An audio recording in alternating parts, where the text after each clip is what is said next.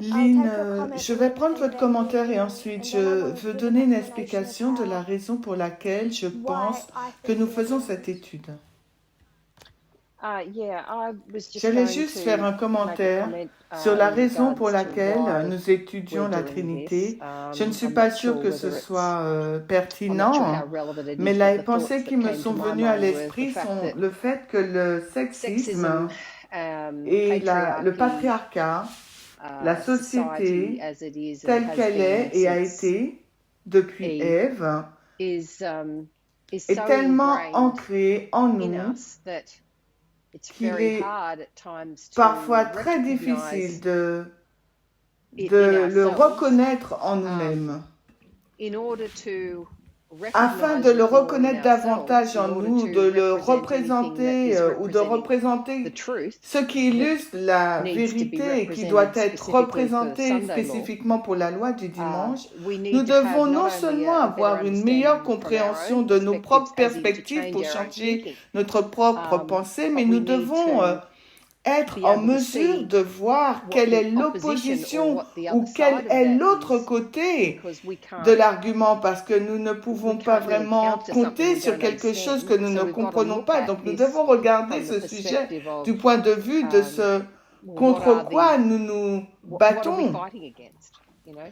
Maintenant, c'est une chose de regarder en arrière et dire « Oh, c'est ce qui s'est passé avec Ève et c'est ce qui s'est passé à l'époque et c'est très bien, mais à quoi sommes-nous confrontés aujourd'hui alors que nous approchons de la loi du dimanche? Qu'est-ce qui sera exigé de nous si nous sommes capables de défendre cette vérité? Qu'est-ce qui va nous être exigé? Ce sont les pensées que j'ai. Principalement le changement en nous-mêmes, notre propre point de vue, afin que nous puissions représenter une version plus précise, plus juste de l'égalité à mesure que nous améliorons notre compréhension, que nous voyons les problèmes de la société. Merci Lynn. Je vais écouter Marilyn, ensuite je commenterai ton point. C'est moi, c'est pas Marilyn. Désolée. Je suis venue pour le sabbat. Pour ajouter à ce qui vient d'être dit, je n'ai pas tout saisi, mais il s'agit plus de comprendre qui est l'auteur, qui est la victime dans des situations, que ce soit dans leur vie personnelle, dans le passé ou dans le présent, et des choses telles que celle-ci. En gros, il s'agit juste de réparer ce genre de choses, je suppose. Je ne sais pas comment l'exprimer autrement. Êtes-vous d'accord si j'écris pour comprendre les mécanismes du sexisme, comment ça fonctionne? C'est ce que j'ai entendu, si je devais condenser ce que tu as dit. Parce que je veux dire que toutes les expériences des personnes avec le sexisme est différente. Certaines personnes ont plus un côté victime, d'autres sont plus des acteurs. Parfois, c'est un mélange. Je vais expliquer la raison pour laquelle, selon moi, nous faisons cette étude. C'est ce que nous voyons en externe et je crois que c'est ce que nous voyons aussi en interne. Prenons l'exemple du définancement de la police. Nous avons deux camps et c'est trop facile pour l'aile gauche de dire à l'aile droite. L'aile droite ne se soucie pas de la vie des Afro-Américains.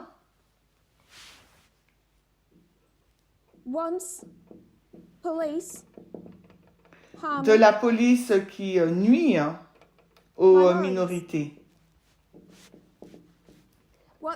Ce qu'ils font, c'est qu'ils créent un homme de paille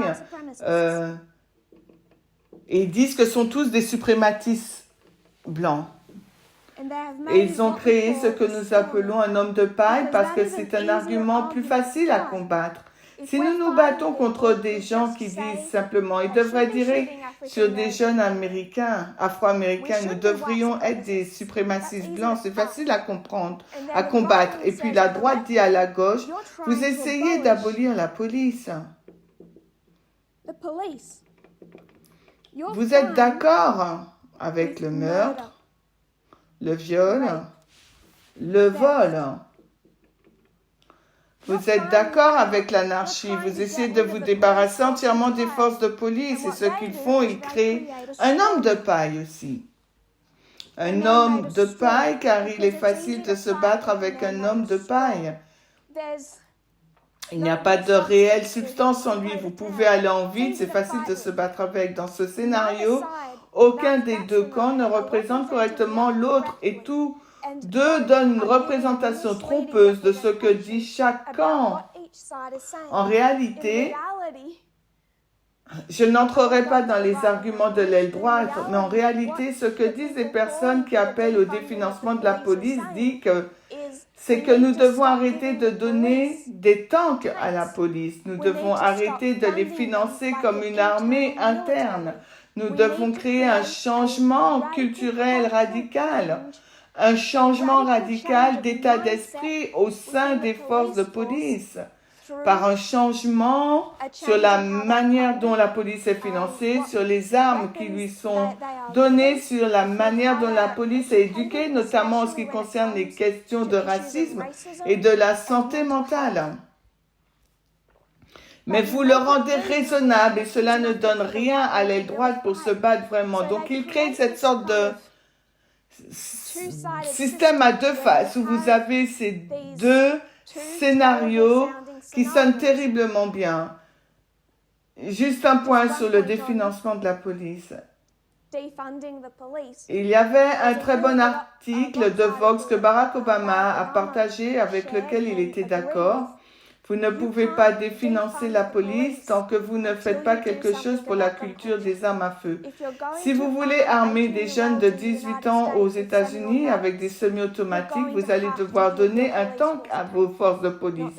Non pas qu'ils utilisent leur arme correctement, mais lorsque vous avez votre population à un niveau supérieur à celui auquel une force de police moderne devrait être armée, vous allez devoir armer votre force de police comme une armée pour contrôler la population. C'est essentiellement une milice d'une manière qui n'a jamais été conçue pour l'être. Donc il y a plus dans cet argument qu'un simple définancement de la police. C'est un appel pour le changement culturel au sein des forces de police.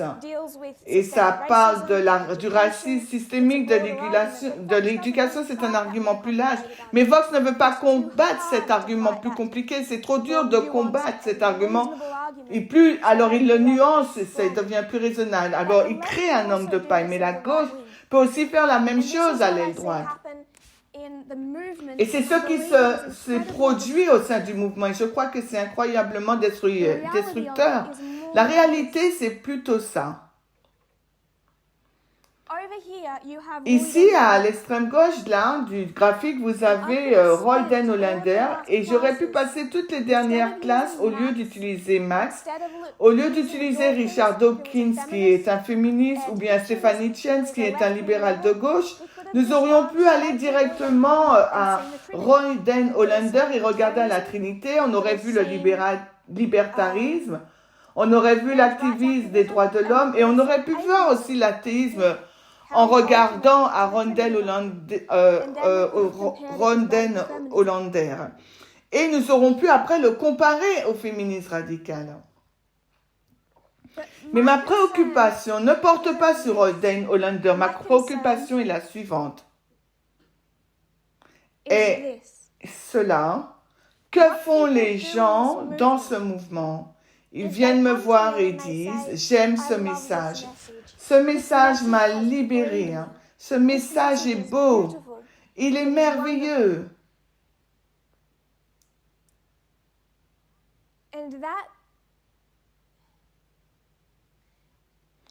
Et pour moi, ce discours n'a pas plus de sens que Hitchens disant qu'il est libéral.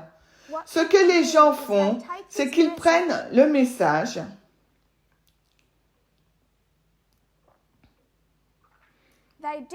ils en écartent une partie, celle qui crée une conviction personnelle en eux.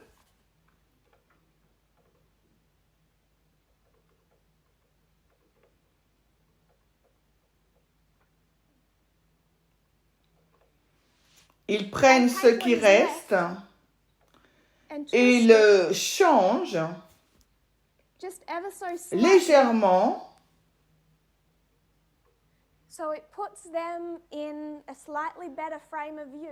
Et ça leur met dans une meilleure vue. Ils prennent ce qui reste et ils y ajoutent un peu de leur cru. Et puis, ce qui reste, c'est ce qu'ils me disent aimer. Et je l'entends encore et encore et encore.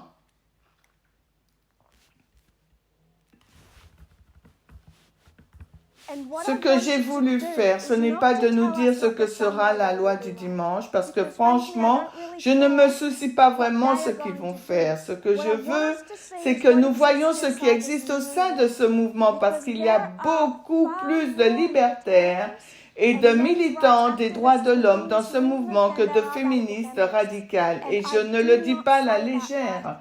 Je sais que cela semble exagéré, mais je le répète. Il y a plus de militants des droits de l'homme au sein de ce mouvement.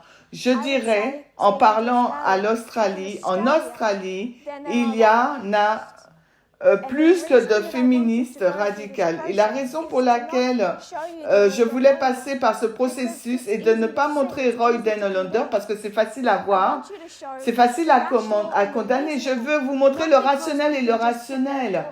Le rationnel et le raisonnable, non pas parce que nous ne pouvons pas condamner Richard Dawkins, mais pour que nous puissions voir ce qu'est le spectre sur lequel nous existons lorsque nous utilisons mal le message. Et je crois que la majorité de gens dans ce mouvement font la raison fondamentale pour laquelle, après 4 ans, je trouve toujours si peu de changements.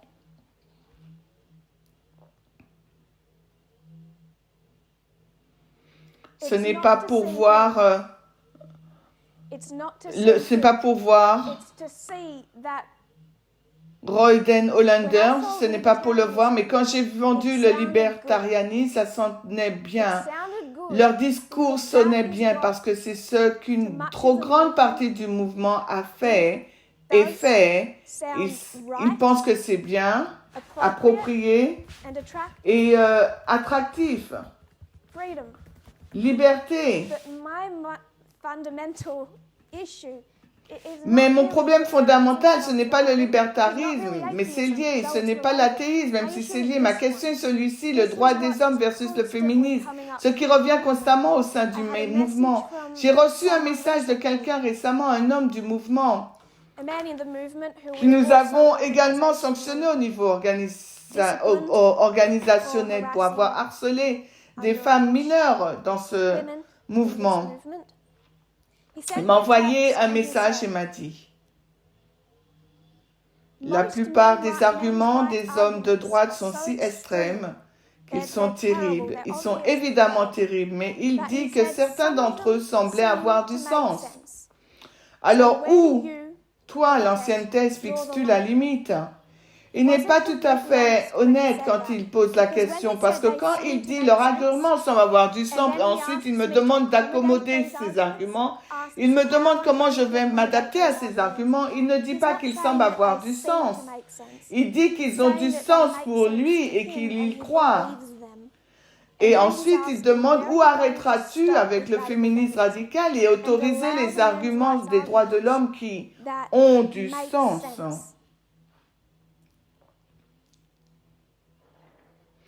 Je lui ai répondu certaines choses. Il est revenu et a commencé à m'expliquer les arguments en faveur des droits de l'homme qui lui paraissent sensés. Et je pense que si j'avais commencé à enseigner ces arguments il y a 6 semaines, la majorité du mouvement aurait dit Amen. Parce que nous n'existons pas du côté de Rondel Hollander, mais la grande majorité du mouvement n'existe pas du côté féminisme radical. La majorité existe ici, en mélangeant ce qui leur reste du message avec ce qu'ils croient encore être rationnel, raisonnable et logique. Toujours les arguments qui justifient leur propre comportement. Ensuite, je ferai un commentaire sur l'amour de Jésus et les gens diront Amen. Nous avons aimé ce que tu viens de dire, mais pourquoi disent-ils ça? Parce que c'est en accord avec le petit bout du message qui te restait quand tu l'as déjà justifié, quand tu as déjà découpé ce message pour justifier ton propre sexisme. C'est pour cette raison que nous faisons cette étude. Nous le faisons parce que c'est utile. Voir le sexisme dans la société, dans les STEM. Il est utile de voir qu'il y a deux courants d'information au sein de la communauté scientifique. Gina Ripon mène une bataille contre la communauté scientifique qui est si incline à la partialité pour recentrer le sexisme à l'échelle mondiale, pour en réévaluer la cause, trouver la cause sous-jacente du sexisme. C'est important. La menace que représente la compréhension des mécanismes du sexisme est importante. Mais tout cela à cause de ça que Lynn nous a dit, afin que nous pouvons voir le sexisme en nous, parce que les arguments que j'entends continuellement des gens, les gens disent, je vais enseigner la loi du dimanche, mais je vais enseigner l'inégalité dans la façon dont nous traitons nos enfants. Ok, ça sonne bien. Je veux enseigner le besoin d'un féminisme radical et aussi comment le féminisme aide tout le monde à cause du taux de suicide chez les hommes. Il s'agit d'un argument en faveur des droits des hommes, un argument auquel je vais devoir m'attaquer, car il est très prolifique. Ce sont des arguments en faveur des droits de l'homme, et les gens ne savent pas nécessairement qu'ils avancent des arguments en faveur des droits de l'homme. Ils ne savent pas où ils se situent sur ce spectre. Ils pensent qu'ils sont à l'aile gauche, regardant et condamnant l'aile droite, mais en réalité, ils se trouvent ici, au milieu, avec... Ils ne sont pas avec Rondel Hollander, mais ils sont plus ici, avec la rationalité, la logique. Et là, il s'agit du rationnel, du raisonnable, du logique. Et je ne veux pas passer mon temps à enseigner ça, parce que personne dans le mouvement se trouve là. Mais je veux que nous soyons là au féminisme radical, et elles ne sont pas... Il ne s'agit pas de comprendre les aspects en externe de la loi du dimanche. Il s'agit de nous comprendre, nous, au sein du mouvement. Nous créons des arguments en forme d'hommes de paille lorsque nous nous concentrons uniquement sur ce que le libertarianisme a de plus laid. J'aurais pu discuter du libertarianisme et passer directement à Gavin McInnes.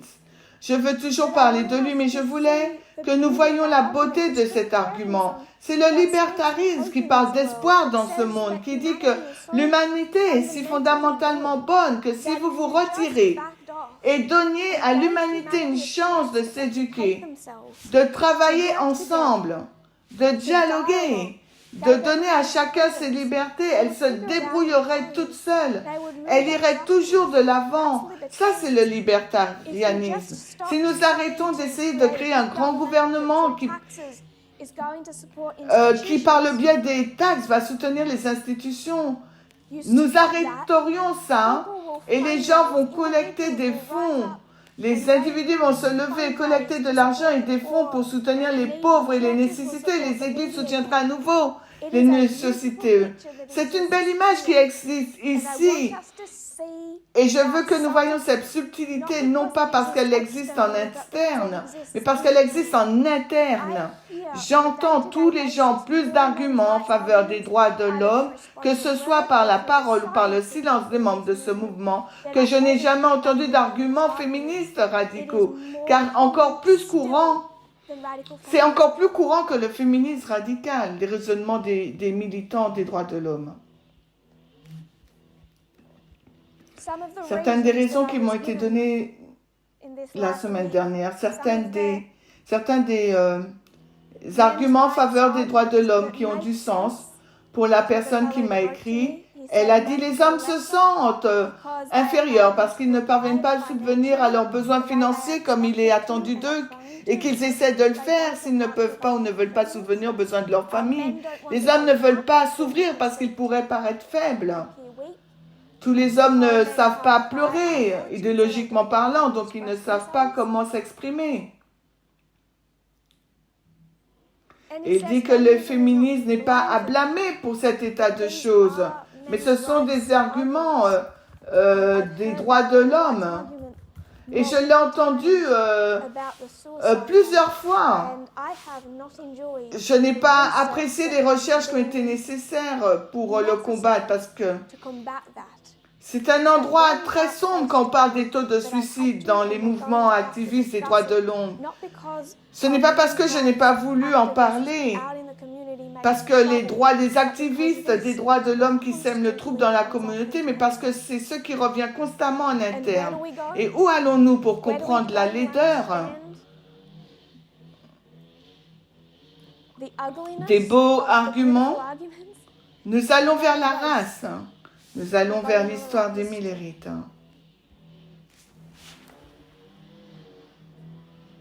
Je veux citer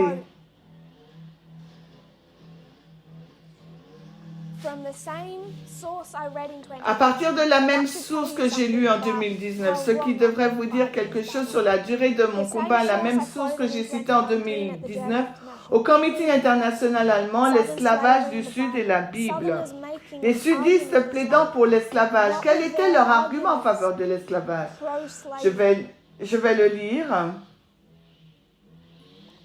Et ensuite, je demanderai à quelqu'un de le transformer en genre. Reformuler l'argument avec le genre.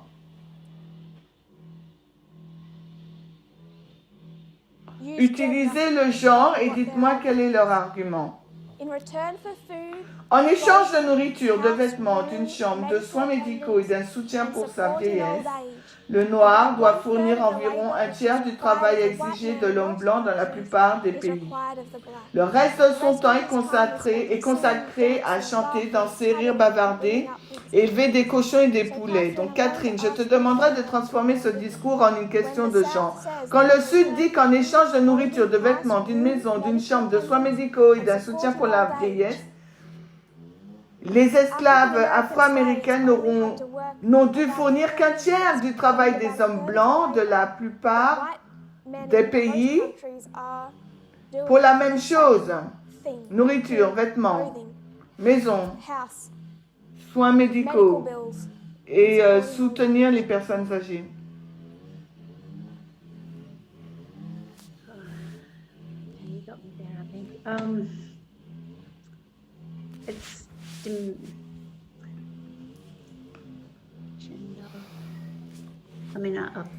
Je pense que c'est le genre, je veux dire que j'ai été exposée à cette question, c'est l'idée que les femmes ne contribuent pas vraiment à quoi que ce soit, qu'une grande partie de leur travail est invisible. Je ne suis pas sûre de comprendre ce que tu veux. Quand quelqu'un dans le mouvement me dit que les militants des droits de l'homme ont un bon argument parce qu'ils reconnaissent la charge qui incombe aux hommes pour fournir aux femmes de la nourriture et aux enfants de la nourriture, des vêtements, un foyer, une assistance médicale et un soutien à la vieillesse qui incombe aux hommes et donc ces hommes se sentent accablés par cette charge.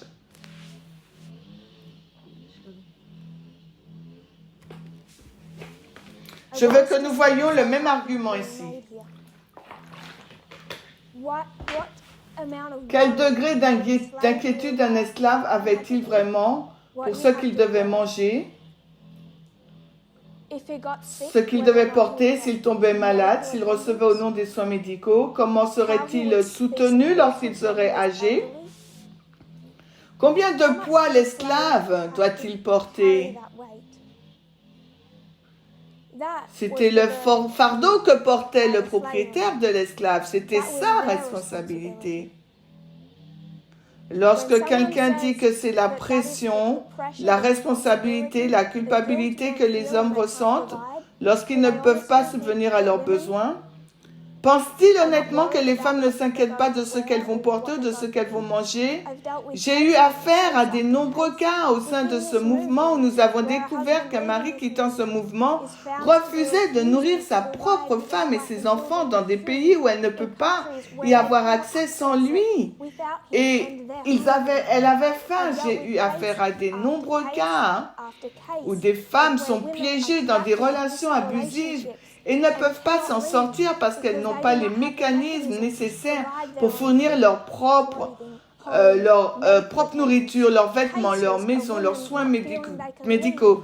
Des cas de femmes qui ne se sentent pas capables de partir parce qu'elles vieillissent et qu'elles craignent de ne pas être en mesure de subvenir à leurs besoins. Donc dire que les femmes n'ont pas ce fardeau pour elles-mêmes ou pour leurs enfants et que c'est une culpabilité ou un poids que les hommes ressentent. Je veux que nous le ramenions à la race et que nous voyons que le Sud a avancé exactement le même argument. Si nous pensons que dans l'histoire millérite, il n'y avait eu que des propriétaires d'esclaves,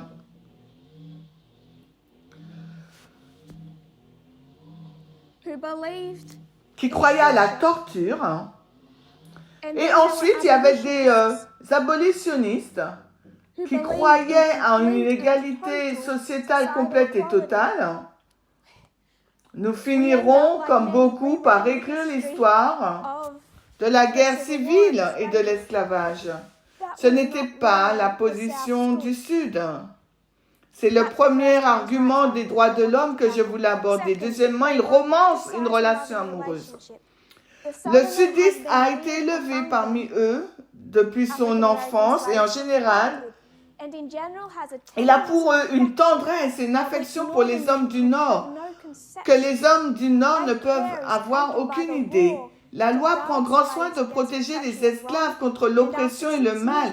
Et après 6 ans de résidence dans l'État, je peux dire sans crainte que je n'ai jamais vu plus d'un cas de cruauté envers un esclave et ce de la part d'un étranger. Ainsi, la maltraitance n'existe pas, vraiment certainement pas à l'échelle que certains prétendent. Au contraire, même s'il y a une hiérarchie, elle est construite sur la tendresse, l'affection et l'amour. Alors maintenant, rapportez cet argument dans le genre. Mais l'argument clé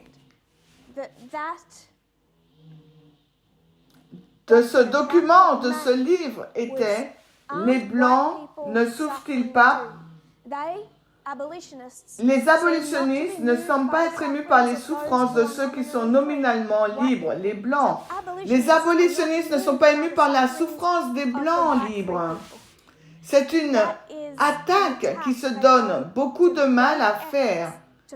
Permettez-moi de le genrer. Les féministes radicales ne sont pas émus comme il se doit par les souffrances des hommes. Ils exposent ensuite cas après cas les souffrances des Blancs, notamment en Grande-Bretagne. Ils exposent cas après cas les souffrances des enfants. Voilà un enfant anarché comme une bête et travaillé et traité comme une brute. Aucun parallèle à cette inhumanité ne peut être trouvé dans les plantations d'esclaves du Sud, mais on en trouve des centaines dans les mines de charbon de Brandon. Il y a 10 fois plus de souffrance dans certaines parties du monde parmi les Caucasiens que dans le Sud parmi la race africaine. Pourtant, ces pauvres souffrants d'autres pays ne suscitent aucune sympathie en leur faveur. Je vais vous donner un exemple de travail et de souffrance, d'ignorance et de dégradation. Il existe dans les mines de charbon de Brandon en Angleterre, où si leurs propres citoyens avaient la liberté et l'aisance de nos esclaves, ce serait un acte d'émancipation des pays du pays glorieux. Que se passe-t-il? Avec la seconde vague du féminisme, au tout début, même avec l'écriture du livre La femme mystifiée, vous le trouvez dans ce livre, parce que c'était au début, il y a cette idée que les stéréotypes sexistes nuisent aux hommes et aux femmes et que nous pouvons libérer les femmes du sexisme et des abus, mais que cela profitera également aux hommes, car les hommes sont également victimes des stéréotypes sexistes, des attentes sexistes. Le début de la deuxième vague du féminisme était favorable à cette idée. Il voulait que les femmes, le féminisme radical voulait que les hommes montent à bord et disent que si l'égalité des genres se réalise, ça pourrait aider les hommes aussi. Les hommes, ce que les hommes ont commencé à développer à ce moment-là était favorable à la deuxième vague du féminisme. Les femmes sont sur le lieu de travail, elles sont en dehors du foyer.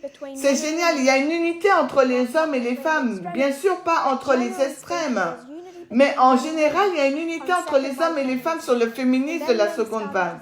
Et puis les hommes ont commencé à dire ce qui suit. Les hommes ont le sentiment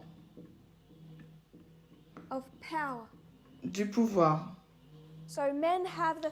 Les hommes ont le sentiment du pouvoir. Ils ont le pouvoir et ils le sentent. Dans le congrès, partout où vous trouvez des hommes et des femmes, les hommes ont ce sentiment, cette réalité, ce sentiment de pouvoir. Et ensuite, ils disent, les femmes ont le pouvoir du sentiment. L'homme a le sentiment du pouvoir et les femmes ont le pouvoir du sentiment et ensuite ils ont commencé à dire ce qui suit. Nous sommes tous pareils, nous souffrons tous. Et rappelez-vous que nous sommes dans les années 60. Le viol conjugal est encore légal. Nous sommes des générations de femmes de 20 ans, 30 ans, loin du mouvement MeToo. Quand elles peuvent même commencer à ouvrir la bouche, elles essaient enfin d'ouvrir un compte bancaire sans l'approbation de leurs parents masculins. C'est un esclavage complet dans tant d'aspects de leur vie, y compris dans les relations physiques et sexuelles cachées du foyer. Et d'autre part, les féministes ont commencé à dire non, non, vous ne pouvez pas dire ces choses. Bien sûr, l'égalité des genres peut aider les hommes, mais seulement si les hommes réalisent que ce n'est pas une bonne chose. Si seulement les hommes réalisent que le système patriarcal est construit sur leur mauvais usage du pouvoir et leur abus, seulement s'ils prennent la responsabilité individuelle du sexisme, de la misogynie et des abus. Et c'est là que le mouvement des droits de l'homme a commencé. Il a commencé en plein cœur de la deuxième vague du féminisme, avant que les féministes radicales ne commencent à dire « vous, les hommes, individuellement, vous faites partie du problème ». Avant qu'elles ne commencent à le dire, tout le monde s'entendait bien. Il en est de même dans le mouvement. Quand nous avons commencé à parler de l'égalité des hommes, les hommes ont dit « Amen, ma femme peut aller travailler ».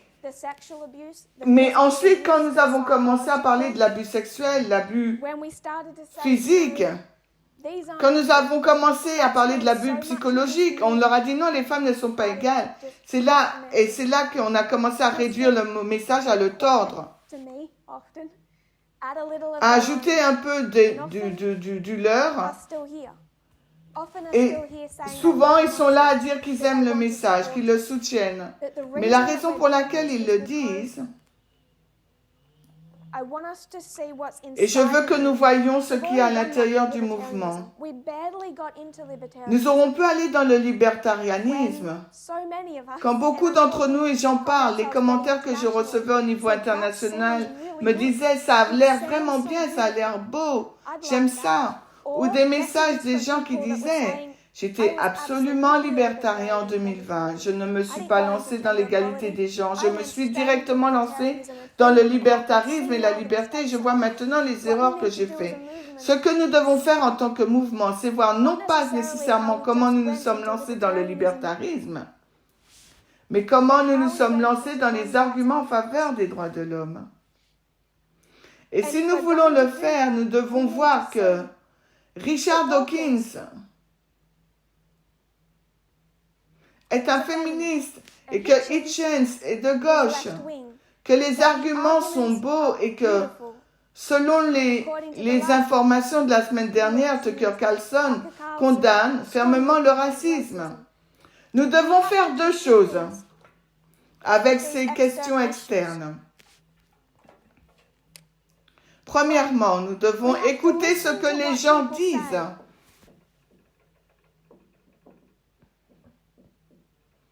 Nous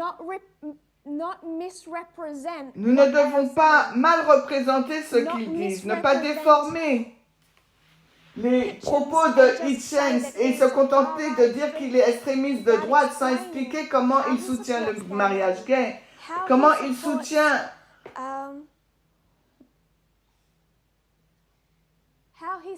tant de causes libérales.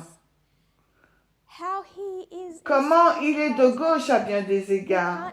Nous ne pouvons pas nous contenter de brosser un tableau affreux. Nous devons écouter ce qu'ils disent réellement, afin de ne pas créer des arguments en forme d'homme de paille.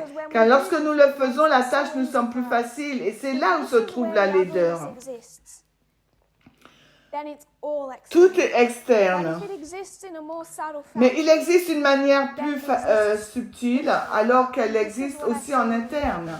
C'est ce que je vois dans le mouvement. Nous devons écouter les arguments que ces gens avancent, qu'un libertarien avance pour la liberté. Parce que si nous n'entendons pas quelqu'un de l'extrême droite expliquer la belle image de la liberté pour laquelle il se bat, nous ne réaliserons pas que nous sommes en fait d'accord, que nous sommes d'accord avec le combat pour la liberté. Nous devons écouter ce que les gens disent. Et ensuite, deuxièmement, ce que nous devons faire, c'est de ne pas écouter ce qu'ils disent.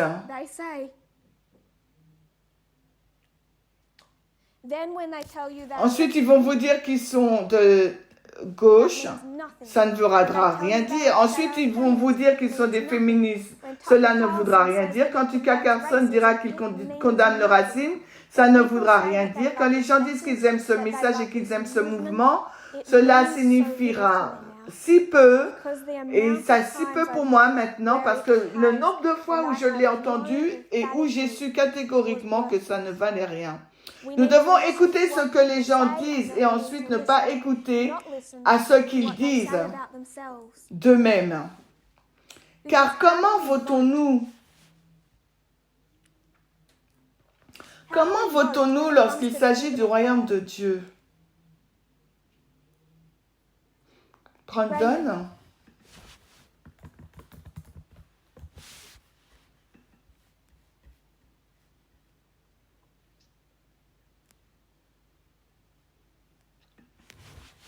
We vote by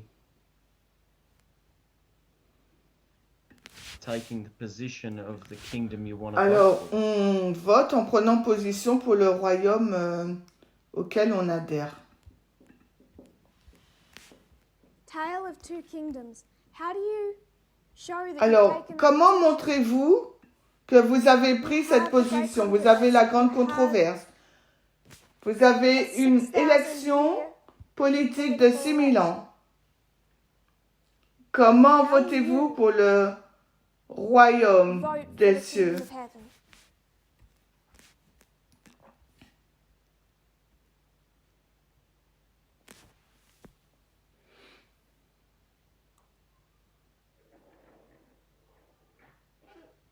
By living, En vivant, breathing and speaking respirant et parlant.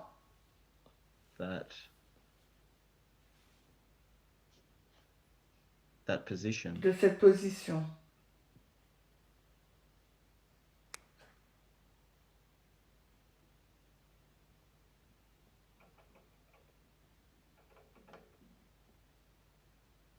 Alors, vivre, Breathing, respirer.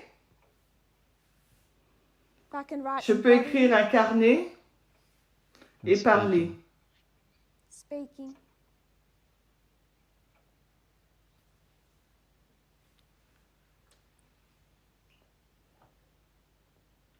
I don't agree with Je ne suis pas d'accord avec la partie du parler. Si j'ai appris quelque chose ces 4 dernières années, la parole ne veut pas dire grand-chose. Ce que certains ont dit, si vous n'a pas de sens. Il dit, si vous n'aimez pas les dirigeants, si vous n'aimez pas ce qu'ils disent, mais restez dans le bateau. Si vous devez déchirer et garder ce que vous aimez, mais restez dans le mouvement et vous passerez au travers. Je ne suis pas d'accord avec ce discours. Parce que comment votons-nous? Comment Adam et Ève ont-ils voté pour l'égalité plutôt que la liberté? Dans ce cas, la liberté versus l'égalité, comment votons-nous pour l'égalité qui contrôle la liberté? Pouvez-vous voter dans le gouvernement de Dieu? Mettez-le sur une feuille de papier et dites que je choisis l'égalité plutôt que la liberté, puis tournez-vous vers votre propre vie et pratiquez la liberté encore et encore et encore. Peu importe que ce choix nuise au salut des hommes, les gens dans ce mouvement, jour après jour, votent pour le mauvais côté, tout en disant qu'ils aiment ce message. Vous ne pouvez pas rester sur le bateau en vous contentant d'exister au sein du mouvement. Ce n'est pas ce qui met quelqu'un sur ce bateau. Ce qui met quelqu'un, qui place quelqu'un sur ce bateau, c'est l'adhésion à un credo politique.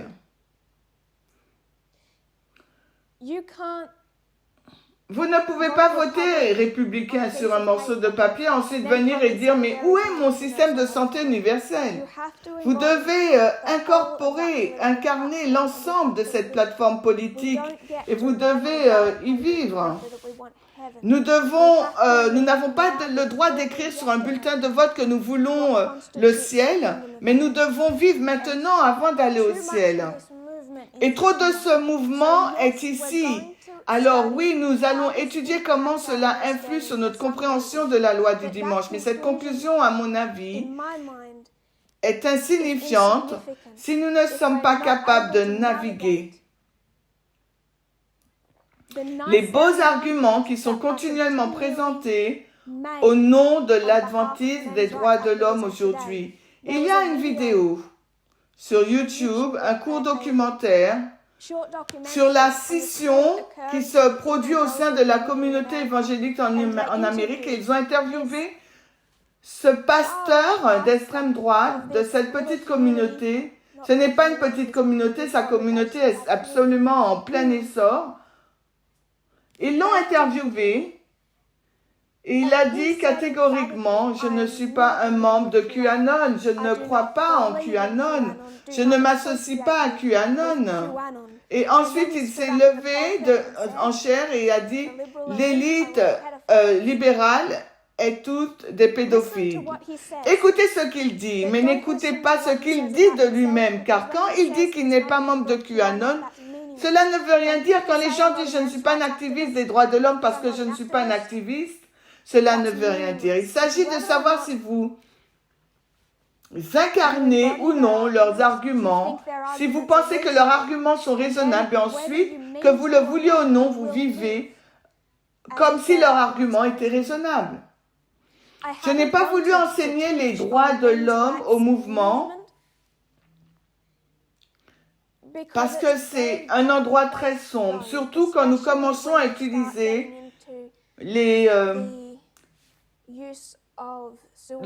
utiliser les taux de suicide et certains de ces composants, certains de ces arguments qui sont prolifiques, mais je devrais le faire. Donc je voudrais, je suppose, vous avertir un peu à l'avance que nous ferons cette présentation, je pense. Nous allons bientôt avoir l'occasion de l'englober en une seule présentation. Les arguments sur les charges que les hommes portent pour subvenir aux besoins de la famille. Nous pouvons revenir sur le discours, bien que j'ai déjà abordé le sujet, mais il n'a pas été bien compris. Je vais devoir faire une présentation sur l'automutilation, la dépression et le suicide. Et si vous pensez que ces sujets seront difficiles à écouter, ils n'ont pas été faciles à étudier, mais ils sont trop prolifiques pour être laissés de côté. Ils continuent à déformer les concepts des gens sur là où ils se situent sur cette ligne aujourd'hui. Nous nous pencherons sur l'affaire judiciaire de Johnny Depp et Amber Heard. C'est le Gamergate 2.0. Nous vivons la prophétie. Est-ce que nous réalisons que nous vivons la prophétie? Réalisons-nous ce que ça signifie pour l'égalité des genres? Ce n'a pas été agréable.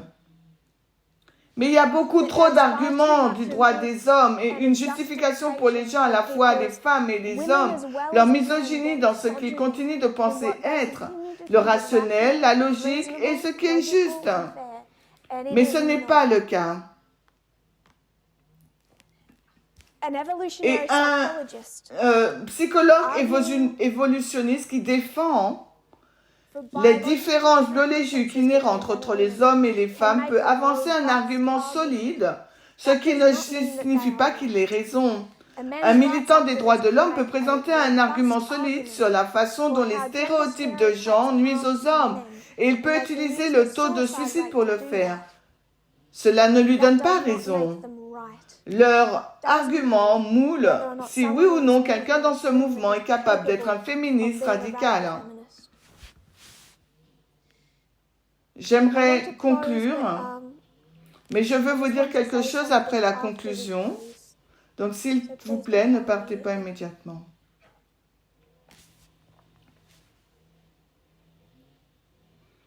Cher Seigneur,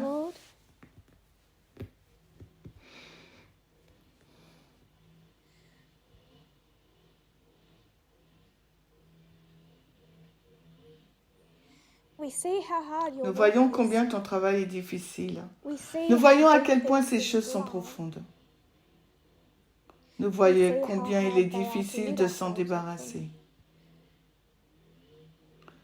Seigneur, je ne pense pas que les gens voient la laideur de ce qui existe dans ces arguments et en eux-mêmes. Et je prie pour que nous puissions non pas écraser les gens, mais les sauver.